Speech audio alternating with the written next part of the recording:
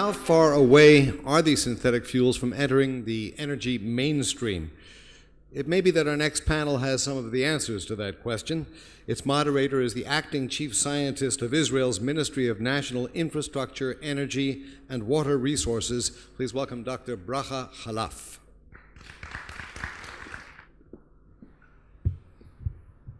Thank you. Good afternoon to you all. I invite my panel members, my distinguished panel members. Please welcome Virgilio Cerruti, which is the Vice President of Business Development at the Central Coordination in Fiat Chrysler Automobiles, Dr. Rebecca Bourdeau, the President of Oberon Fuels, Professor Mothe Herzkowitz, the Director of Blechner Center for Industrial Catalysis and Process Development at the Ben-Gurion University in Israel, and Dr. John Richmond, the Group Chief Engineer of Mechanical System Office of the Chief Technology Officer at Tata Sons. Welcome. So, as was mentioned in the preceding, indeed, these synthetic fuels seems like they have so much potential, yet we don't see it being realized. And in order to discuss it further, we have the privilege to have with us the leading R&D and business specialists who are working in this area. So I would like you first to introduce yourself to the audience, and while noting in which specific areas within the supply chain of the liquid synthetic fuels are you involved. Please, Virgilio. Thank you, Bracha. But first of all, it's a privilege for us, to me, to be here today, since this FuelChoices initiative is one of the most interesting projects that we have found that I know all around the world. Today, I will have the chance to talk about our two previous experiences of introducing alternative fuels in two other countries. One is in Italy, and the other one is in Brazil. And I do hope that the third one will be here in Israel. I guess that we'll have the chance to have a look to some charts later, right? Or do you prefer now? I don't know if you... We can, of course, if this can be just arranged technically, then sure we will be able. But Can continue? Good. Very quickly. You can move forward. So, our vision as FCA, but it's not a theoretical vision, is a vision based on these two very pragmatic cases that we know and we have been part, is made up of three dimensions. One is the three dimensions that have to cooperate together: public stakeholders, energy stakeholders, and transportation stakeholders. It seems simple, but you know, through the coordinated actions of some well-identified stakeholders, it can fly. Next one. We have done it in Italy with a specific agreement among these three kind of stakeholders. Some ministries in the Italian government, we as FCA, Fiat at that time in Italy, and the Union of the Infrastructure and Fuel Providers. We did it for the CNG. We signed this national gas plan in 2001. After we, as Fiat, we have launched the technology, the CNG, in 1997.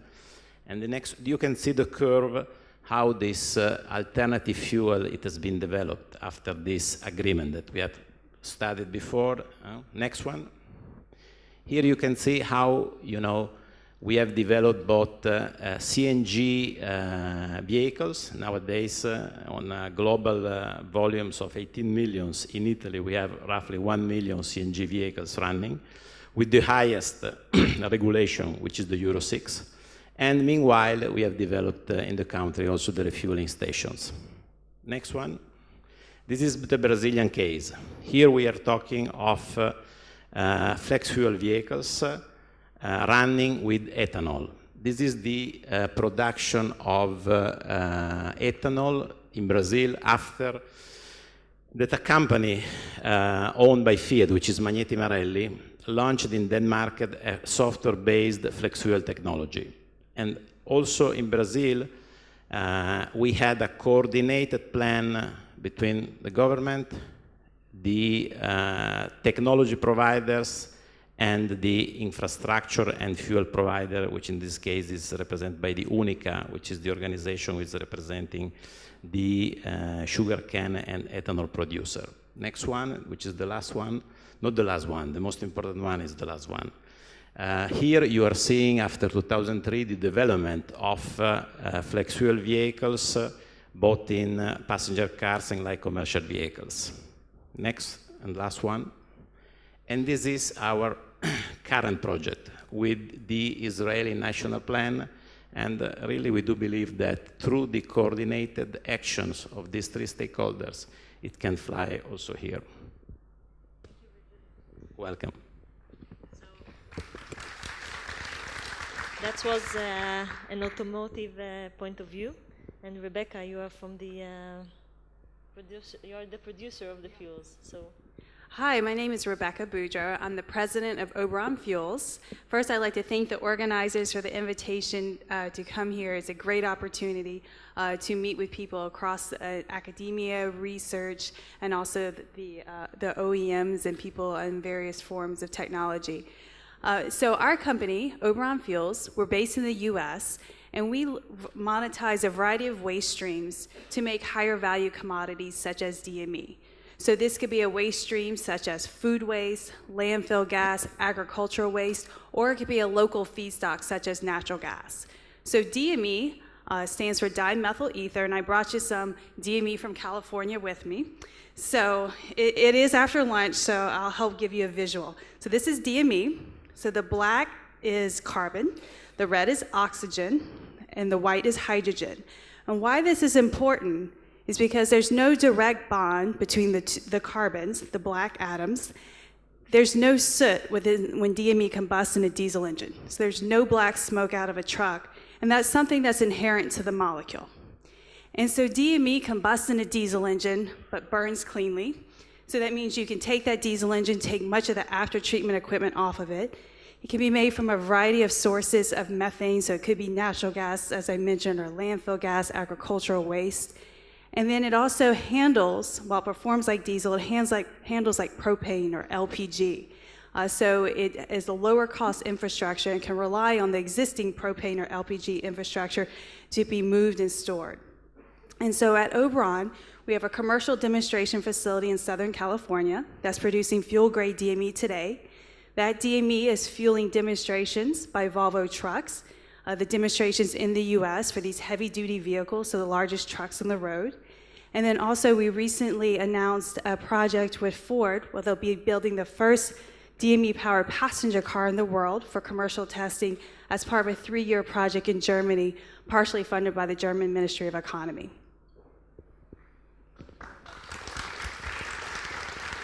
Thanks. And now we're moving to another automotive, Tata. Okay, thank you very much. Good to be here and enjoying the conference so far. I'm John Richmond. I'm from Tata Group. I've spent the last 10 years working for Tata Motors before moving to my present role. During that time, we've spent a lot of time looking at alternative fuels if you encompass electrification and hybridization, well, electrification and hydrogen in that category. Our main market is India, and hence some of the things or the assumptions that people make are not necessarily applicable to the subcontinent of India or Asia. In particular, we've spent a lot of time on electric vehicles, but there are a number of issues with electric vehicles in India. The electric's carbon intensive, the batteries are very expensive, the vehicles are too expensive. We've looked at hydrogen and we've actually developed India's first hybrid fuel cell bus running on hydrogen, and we're in the process of developing a small fleet of those. However, hydrogen availability in India, hydrogen safety in India, and the cost of fuel cell systems, for example, is just too great to see them taking off on a widespread basis at the moment. We've also developed a lot of CNG-based vehicles, and those are much more successful, one of the reasons being that there's a widespread supply of CNG in certain parts of India. So CNG does seem to be quite a good alternative fuel, but Recently, we organised a conference in India to talk about what other options there were and what were the best options that India should be pursuing for alternative synthetic fuels. And my reason for this was basically because with those other solutions being too expensive, the best solution looked to be to use synthetic fuels in an internal combustion engine if those fuels were sustainable and clean. And hence we've been looking for solutions along those lines.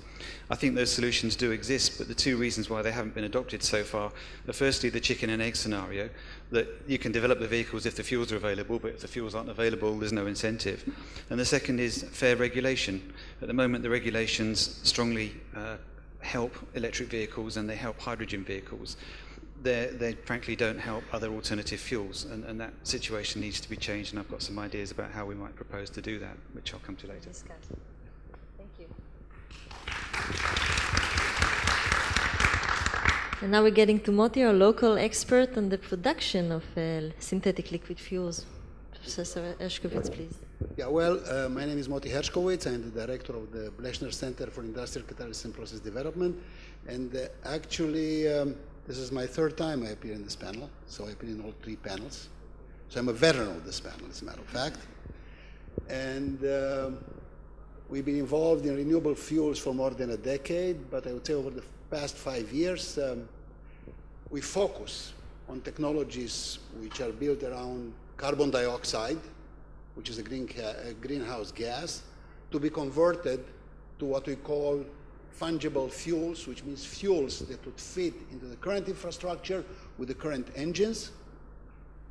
And obviously, in order to be able to convert carbon dioxide to fuels, one would need a source of hydrogen. And so 2 years ago, we presented here a revolutionary process that uses hydrogen, which we hoped at the time would come from water, by splitting water. However, the technologies that have been developed to some extent in this area, although I understand that everybody talks about hydrogen, it's great, but water splitting is still not a viable technology to be applied commercially. And actually, as a matter of fact, it always looks like 5 years away, so it may take some time before we'll be able to find the source of renewable hydrogen. Therefore, the other abundant source, and it's becoming more and more abundant, is natural gas. Well, natural gas, as probably all of you know, is being converted to liquid fuels, fungible liquid fuels, the fuels that can be used directly as gasoline, jet, or diesel fuels. However, there are obviously issues with the process, the GTL process that's being used, which is being applied in Qatar, Sasol in South Africa, Nigeria, and some other places. However, although there is so much natural gas, apparently this thing is stalling because of various reasons, which I won't go through with this.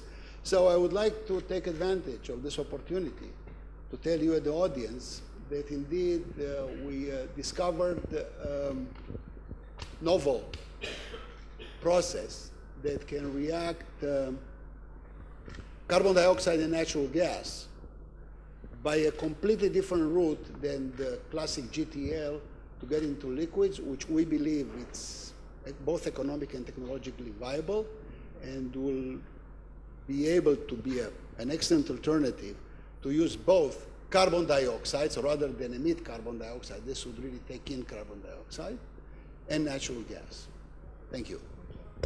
Thank you, Moti. So it seems that although there are so many reasons for these liquid fuels to be realized, mostly due to their high feasibility and short time to market once they are produced, since there's not very vast investment that need to be taken in terms of infrastructure, etc.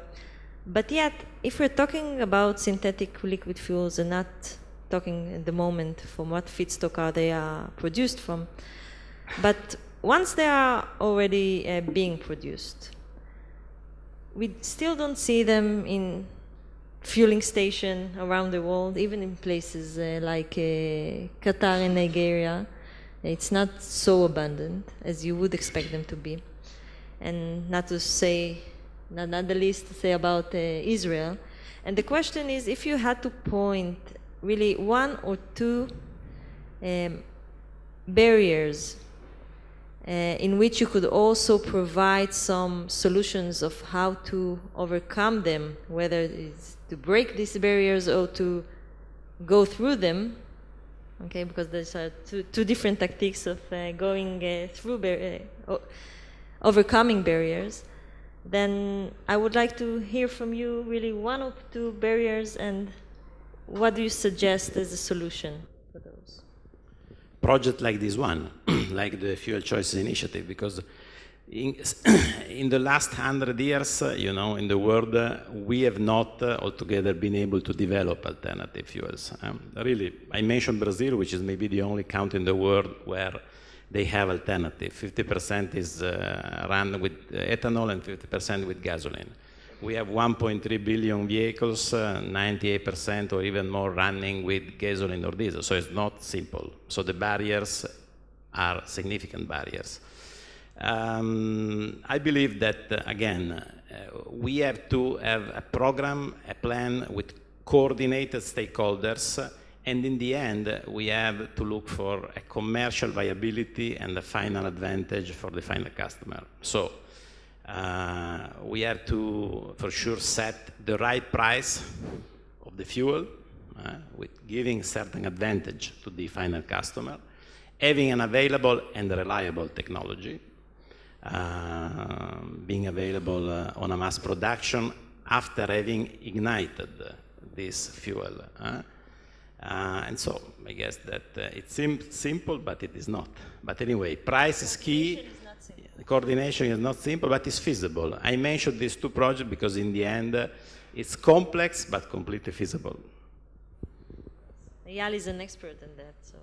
I'm sure about that. So when I look at the barriers for synthetic fuels, I can give you the example of DME. So we are a company that developed this technology, this production technology. So for us, we work through those barriers and those challenges. But then we had to create a market for DME as a fuel. And there were also no regulations in place anywhere in the world for DME as a fuel. So minor problems. There's no market, no regulations.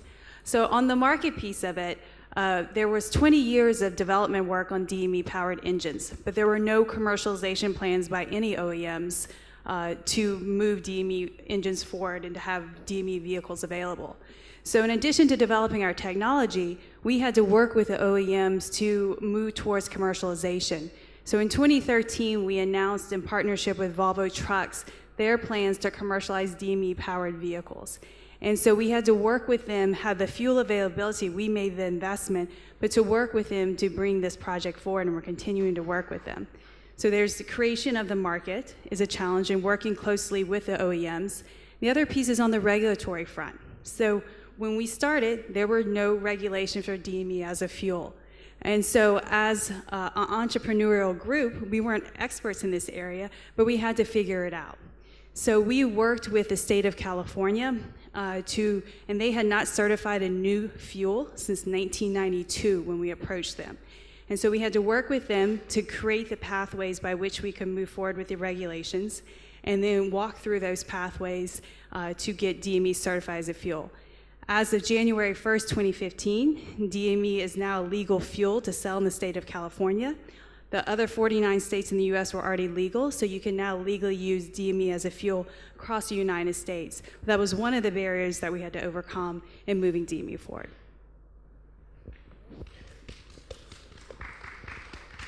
So, Richard, if you could just also point to those barriers from the manufacturer, the OEM point of view. I think technically there aren't that many barriers that can't be overcome. The question is, what's the incentive and the reason to overcome them? And where is the market for the product that you then develop? And I said earlier, I think there are two main barriers. One is the chicken and egg, and one is the regulation. From the chicken and egg perspective, if there's no fuel, there's no incentive to develop a vehicle for it, unless you can see a competitive advantage for it. So That's one side. On the regulation side, though, I think there's something we could perhaps think about doing, because at the moment all the regulations for vehicles are basically looking at the fuel as a given, and basically looking at the downstream elements of it, i.e. what toxic emissions it produces, but there's no incentive to look at its carbon intensity unless you talk about electricity and hydrogen, as I said earlier. So maybe one solution might be to try and use a taxation or an incentive scheme to look at taxing the fuel based upon the amount of CO2 that's used to generate it in the first place, so effectively a carbon tax on the fuel, which, for example, would mean that if hydrogen was produced from CNG, it would still be taxed, whereas if hydrogen was produced from a renewable source, then it would be untaxed. That would help to provide a price incentive on the supply side. And perhaps then the vehicle side should be focused very much on the efficiency of use of energy, because that's something we can very much control. Clearly, you still want to have regulations to control the toxic emissions. Those are in place and unlikely to go away, and probably going to become more and more strict. And that actually provides a secondary advantage to fuels like DME, as Rebecca has pointed out. But I think if you put those two sets of things together, you provide an environment where there's a genuine incentive for innovation and to look at new synthetic fuels for the market. Okay.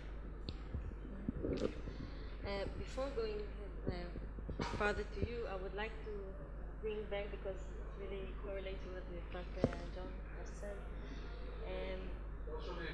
Virgilio, what do you think? I mean, it seems like the OEMs are indifferent. I mean, to what they will do. I mean, you will act according either to new regulations or according to the market needs and desires, which mostly come from economic point of view. From your experience, from what happened in Brazil, what came first? Was it the regulation that forced you into it? Was the core of your motivation, or was it the economic and the market demand?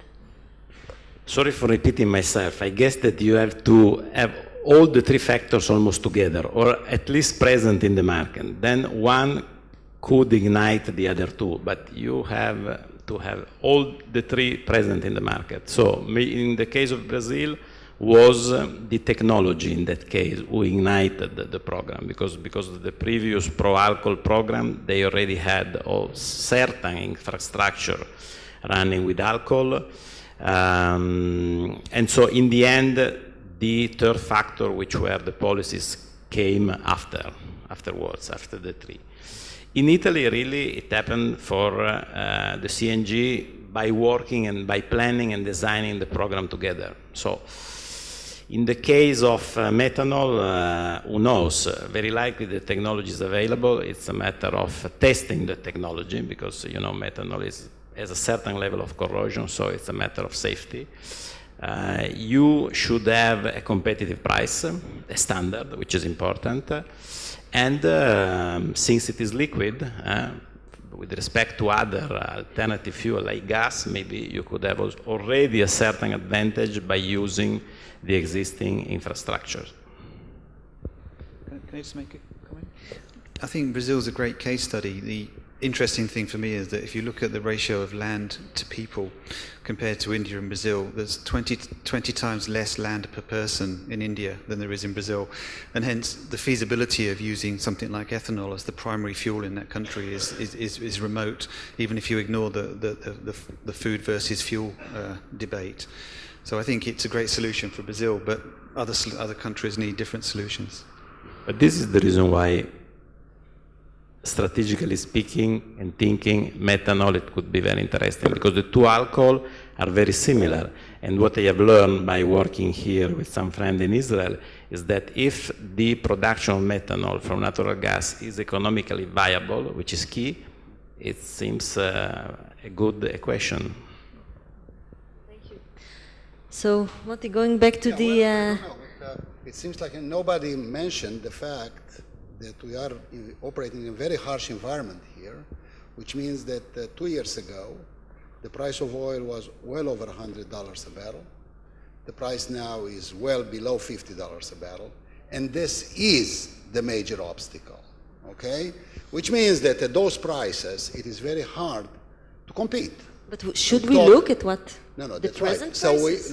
we do want to work. We want to work, and we want to work hard to move forward, because those prices will probably change again. But it's no secret that today many companies that are involved in the, in some of the new technologies to produce in the US, in Canada, and other places are going bankrupt, and it's a problem.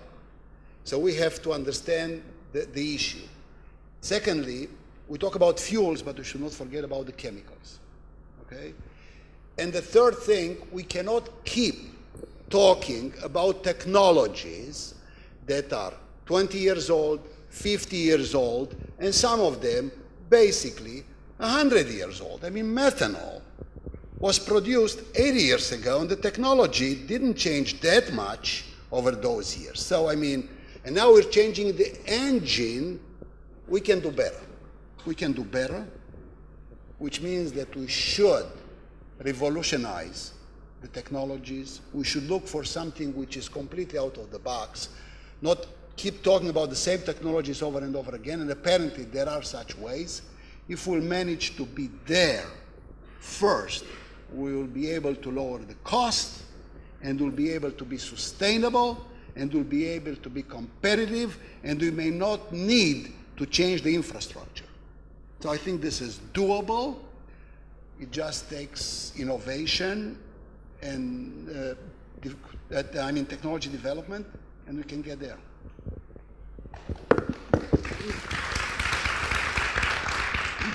Moti, I'd like to get back to you and hear about what do you think about the different feedstocks that will be available for these liquid fuels, and should we treat them, the final product, differently? Well, the point is that at this time, it is very difficult to decide. It will be premature, and I don't think it would be right to decide that this particular feedstock or the other feedstock, like you mentioned, Brazil, excellent for a certain type of feedstock. Other countries may have a problem. So rather than talking just oil, which that's what we talk today, you should really diversify, go to all kinds of sources. Certainly natural gas is a viable, feedstock to do it, and it's being used. I think we cannot keep overlooking the greenhouse problem and the environmental problem. Therefore, as far as I can say, well, biomass is okay, the other sources are okay, and we should try everything in hope that, we can do something sustainable ultimately. When you develop a process, do you try to make it robust, or you try to make it optimized for a specific feedstock? Obviously my own opinion, okay, and I'll voice just my own opinion, okay? The current industry works on catalytic processes. The future industry will work on catalytic processes, not on biological processes, on such, 90 million barrels a day and so much fuel that you need to get something more robust. I think that ultimately it will be carbon dioxide and water to produce the fuel. Still, not that all technologies are in place right now. I think with the abundance of natural gas, and the need to reduce carbon dioxide in the process, I think that the combination of the two, at this point in time, short term, it would work well. I think long term, if we're looking down the road, say 10, 20 years and more, I think that this combination of carbon dioxide and water will work well. But time will tell. Time will tell. Okay, thank you. Rebecca, so his point of view is coming from the academic and more research and R&D, but you're already dealing with the market and the commercial product. Do you pay attention to the robustness of feedstock, or do you find the optimal one and just stick to it? So when we look at development, so initially we start in the US because that's where we're located, but we've been looking around the world for the opportunity for DME. And when we assess the market opportunity, we look at several factors. We look at what's the feedstock available in that region. Is it maybe a waste stream such as food waste, landfill gas, or is it natural gas? So what's available in that region? We look at environmental challenges they have in the area. Is there poor air quality, so they're really motivated by it? Are they really focused on energy independence? They want to produce their own fuel. And then we also look at what types of fuel consumption there is in that area, large transportation industry and things of that nature. So feedstock definitely plays into it, but what we look at really is what is local to that region and try to take advantage of those resources. So it's important that it's not a one-size-fits-all, as we talk about the case of Brazil and India. You know, we look at India, they have an excellent supply of methanol, so that's easily converted to DME. They also have biomass. Electricity is in shortage. They're continuing to push towards more renewable electricity, but we're probably not going to convert that electricity to fuel right now. It wouldn't make sense in that environment. Whereas in Germany, where there's excess renewable electricity, converting that electricity to fuels may make more sense. So finally, I would like to ask you if you were able to take a leap in time and entering a fueling station 10 years from now. What will be different there, and what share of the existing vehicles and the existing fuels will the liquid synthetic fuels be? Virgilio? Again, and you're recorded, so please try to be optimistic but yet realistic, okay? it depends on, if we'll have project like this one that will ignite really something pragmatic. Otherwise, it will change. The change will be very poor, in my vision. So there are other, trends nowadays which are more sexy than synthetic fuel. Hybrid, for sure, electrical vehicles, natural gas. So you need something that really will push this trend of synthetic fuel. Then synthetic fuel, there are many. You have kind of gasoline, diesel produced by, but we're talking obviously of methanol, DME, new alternative fuel. So you need in 10 years, which is also compared to the history, 100 years, relatively short period, you need something really that leverage this trend. Otherwise, I do not see big changes. So if I had a crystal ball, 10 years from now, I believe that synthetic fuels will start to approach 10% of the fuel supply. And so the reason I believe that is we have a global supply of methanol today, and there's more and more methanol production coming online because of the natural gas finds, particularly here in Israel as well as in the US. And there's increased production of methanol coming online. So I believe that's going to play a role in it. You see China and their investment, Geely's investment in methanol cars, as well as others. Then I also believe fuels such as DME, which aren't counted. If you look at analyst reports on what synthetic fuels will be from 10 years from now, they have significantly lower estimates. But what they're forgetting about is innovation, and the innovation that continues to happen on the fuel production side, the OEM work, and I believe that will start to approach 10%. Okay, that's might be 10% worldwide, but do you think it will be diverse countrywide? Choose a country. Yeah, I think from what we've heard, somewhere like China or may well be getting to that sort of level. I personally think India is likely to be less than that. Although one of the issues of places like India is pollution in the cities, and therefore the potential advantage of fuels like DME provide a relatively affordable way to start to reduce that pollution. And I think the key thing really in order to make significant progress in somewhere like India or elsewhere maybe is to actually get the right stakeholders together so that you can look at the holistic situation. At the moment, you tend to get oil companies having conferences and talking together, and you get car companies, but you don't get a holistic picture very often. And I think for us to make real progress with synthetic fuels, that's what has to happen. You're being cautious because, as you said, you are recorded, but we'll have a later talk. Okay, thank you. Okay, well, as working in research and development, as far as projections are concerned, I'll play it safe. Which means that if you're looking, all of you are looking at the reports, the recent reports of the International Energy Agency and the Energy Information Administration of the US, their projections are that, well, not in the next 10 years, but in the next 25 years, not much will change. And essentially, they're not like, they don't have like a vested interest in this. They actually are trying to promote renewables, but as you know, in terms of the impact of the renewables and the alternatives, everything together, the claim is that it's going to be between 3% and 5 to 6%, and it's going to stay right there, pretty much. It's going to increase, but the others are increasing as well. But those are the projections.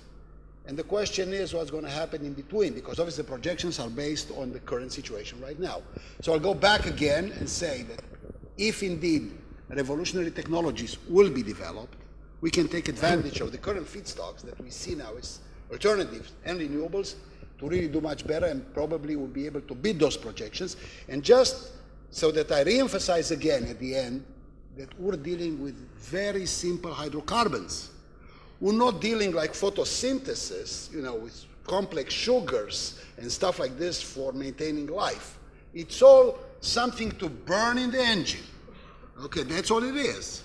I mean, I don't overlook this. I mean, obviously, the engines are great, everything is great, but there must be a better way or a better technology to do it right and take advantage of those sources to be able to make this more viable, compete with the others, and increase the impact of those renewables and alternatives. Thank you, Moti. So we started quite pessimistic, but I hope that we provide some hope and some ideas of how to change this reality and get to a better place for all of us. Sorry, maybe the answer could start here. Who knows? So. I hope so. Yeah. That's why we're here. Yes. Okay. So thank you very much for the audience for your attention and our panelists. Thank you.